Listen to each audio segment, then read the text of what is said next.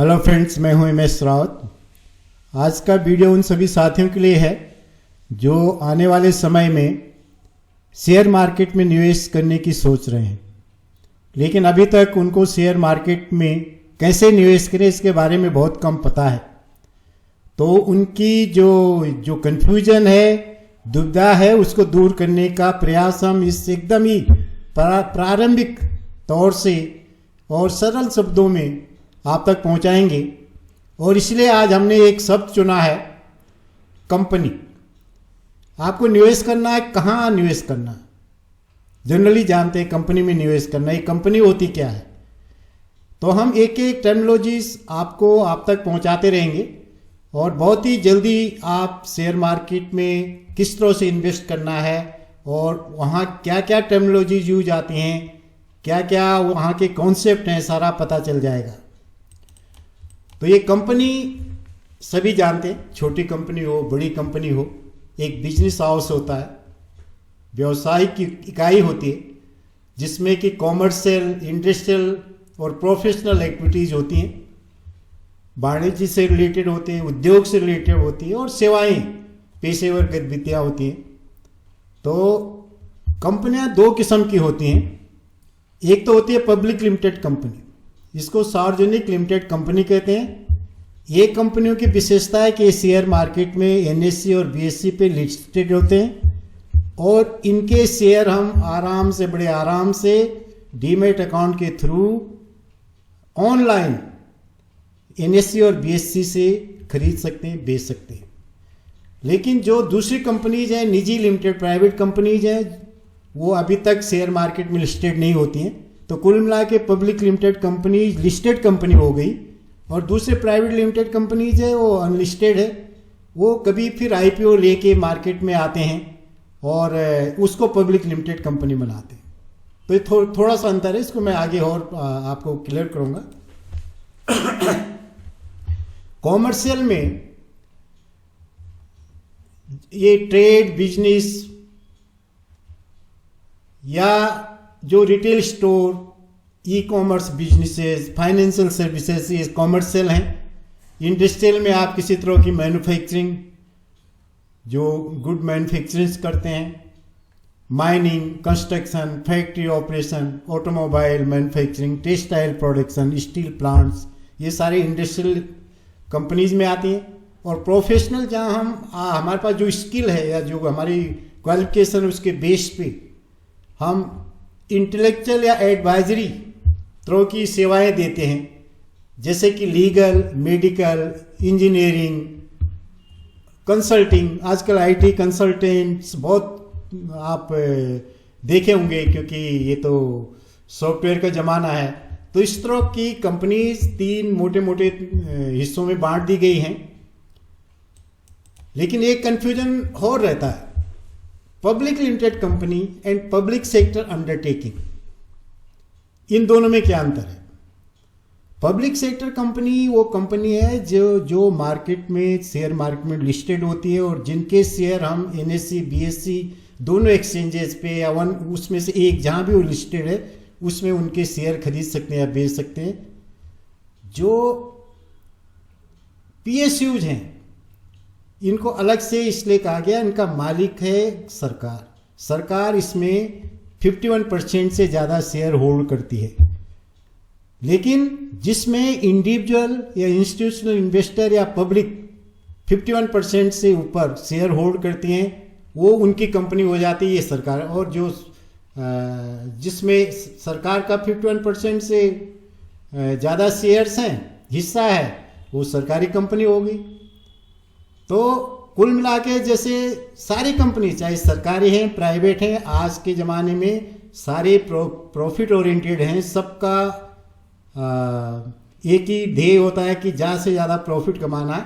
पहले सरकारी कंपनी होती थी कि हाँ, जॉब एम्प्लॉयमेंट के लिए या उनके प्रोडक्ट्स मार्केट में, कंपटीशन मार्केट में बहुत महंगाई ना हो उनके प्रोडक्ट, और मार्केट के जो प्रोडक्ट होंगे दूसरे कंपनीज के, उसमें बहुत ज़्यादा अंतर ना हो प्राइसेस में।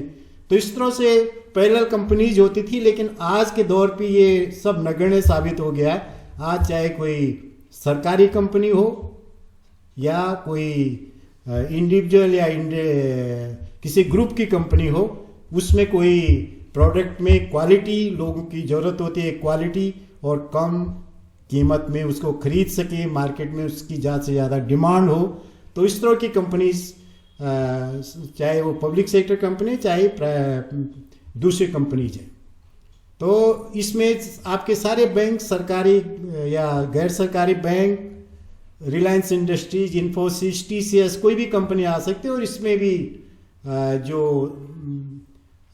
जैसे ओएनजीसी हो गया, आईओसी हो गया, एंड इंडियन ऑयल कॉरपोरेशन का ये भारत पेट्रोलियम, तो हिंदुस्तान पेट्रोलियम, सारी जो भी सरकारी कंपनीज हैं जिसमें कि सेंट्रल गवर्नमेंट या स्टेट गवर्नमेंट 51% से ज़्यादा होल्ड करती है, वो पब्लिक सेक्टर अंडरटेकिंग कही जाएंगी। और ये बात है कि कोई भी, ये भी अगर जो शेयर मार्केट में लिस्टेड है वो भी पब्लिक लिमिटेड कंपनी ही है। तो सारी जो कंपनियां जिनको हम शेयर मार्केट से खरीद सकते हैं, जिनके शेयर खरीद सकते हैं, बेच सकते हैं, वो सारी पब्लिक लिमिटेड कंपनियां हैं, वो प्राइवेट लिमिटेड कंपनियां नहीं हैं जिनके कि हम शेयर मार्केट में उनके शेयर को खरीद नहीं सकते, बेच नहीं सकते। तो public sector companies are also the private limited, ये पब्लिक लिमिटेड कंपनी। तो इसमें अंत वो नहीं होना चाहिए। वो कंपनी सिर्फ वो मालिकाना हक दिखाती हैं, लेकिन जो भी शेयर, जो भी कंपनी लिस्टेड है वो पब्लिक लिमिटेड कंपनी है, चाहे वो सरकार की हो, चाहे वो इंडिविजुअल की हो, इंस्टीट्यूशनल इन्वेस्टर की हो, एक ग्रुप की हो, या किसी पब्लिक की हो। बहुत सारी कंपनीज में जहां की 51% से ऊपर हिस्सा पब्लिक का होता है, और जिनकी वो कंपनी, जिन्होंने उसको इस्टेब्लिश किया, उन्होंने अपने शेयर बेच दिए पब्लिक को, तो कंपनी पब्लिक की हो गई। तो that is manage by the board of directors. तो उसमें किसी एक विशेष किसी व्यक्ति का हाथ नहीं होता, वो पब्लिक की हिस्सेदारी ज़्यादा, तो पब्लिक की कंपनी हो गई। तो कुल मिला के इसमें कोई कंफ्यूजन नहीं होना कि ऑल पीएसयू, चाहे वो स्टेट गवर्नमेंट के और सेंट्रल गवर्नमेंट के, they are listed in the share market, they are also a public limited company. और हम जो कंपनी की बात करते हैं, जो हमारे कंपनी, जो हमारे इंटरेस्ट की कंपनी है, वो पब्लिक लिमिटेड कंपनी है। मोटी मोटी परिभाषा है कि वो एनएससी या बीएससी पे लिस्टेड है, और उसके शेयर हम खरीद सकते हैं और बेच सकते हैं। आप देखिए इस समय जो है करीब करीब 2500 कंपनियां एनएससी पे लिस्टेड है और 5000 से ऊपर कंपनियां बीएससी पे। तो कुल करीब करीब हमारे पास 7000 प्लस कंपनीज हैं। लेकिन कुछ कंपनियां दोनों स्टॉक एक्सचेंजेस पे लिस्टेड होती है, इसलिए ये नंबर 7000 ना होके 5000 प्लस हम कहेंगे कि अच्छी कंपनियां जो भी हैं, 5000 प्लस कंपनीज हमारे पास हैं। और उसी में से हमको देखना है कि हम किस कंपनी में इन्वेस्ट कर सकते हैं।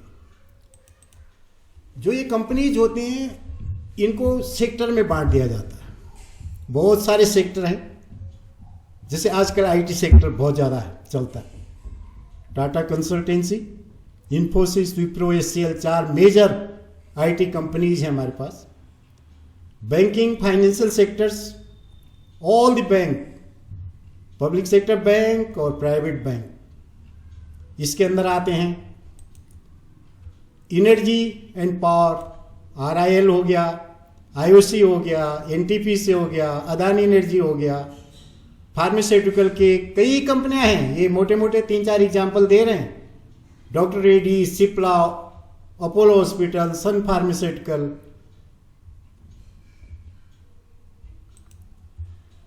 ऑटोमोबाइल में देखिए आप, टाटा मोटर, मारुति, महिंद्रा, कोई वैसा नाम नहीं जो आपने नहीं सुना होगा। ये सारी चीजें, इनके प्रोडक्ट हमारे आसपास हैं और हमारे पास हैं।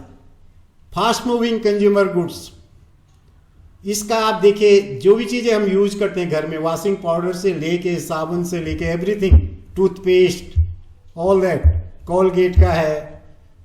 आईटीसी लिमिटेड, नेस्ले, ब्रिटानिया, ये कोई ऐसे नाम नहीं है जिनके प्रोडक्ट हम घर में यूज नहीं कर सकते और हमको इनके बारे में पता ना हो। इंफ्रास्ट्रक्चर एंड कंस्ट्रक्शन, एल&टी देखते हैं कहाँ ब्रिज बने, बड़े मेजर प्रोडक्ट। ये जीएमआर दिल्ली जो इंटरनेशनल एयरपोर्ट है उसका रख रखाव इनके पास है, DLF, इरकॉन सरकारी कंस्ट्रक्शन कंपनी है, टेलीकम्युनिकेशन में भारती, BSNL, वोडाफोन, रिलायंस, जियो, ये घर घर के नाम हो गए। इन सारी चीज़ें हर किसी को इनके नाम पता होता है, खाली इनके फाइनेंशियल को हमको अब आगे देखना पड़ेगा। इन कंपनियों के बारे में हमें क्या क्या पता होना चाहिए वो हम आगे के वीडियो में लाएंगे। Metal, Tata Steel, Hindalco, Coal India, Vedanta, retail and e commerce में देखिए आप, डीमार्ट, इनके जो इसका मॉल में हम ग्रोसरी के लिए जाते हैं, बहुत सारे आइटम्स के लिए जाते हैं। एवेन्यू, डीमार्ट को एवेन्यू सुपर मार्ट के नाम से जाना जाता है इसमें। रिलायंस रिटेल, नायका, ये तो अभी फ्लिपकार्ट तो अभी इंडिया में अभी लिस्टेड नहीं है।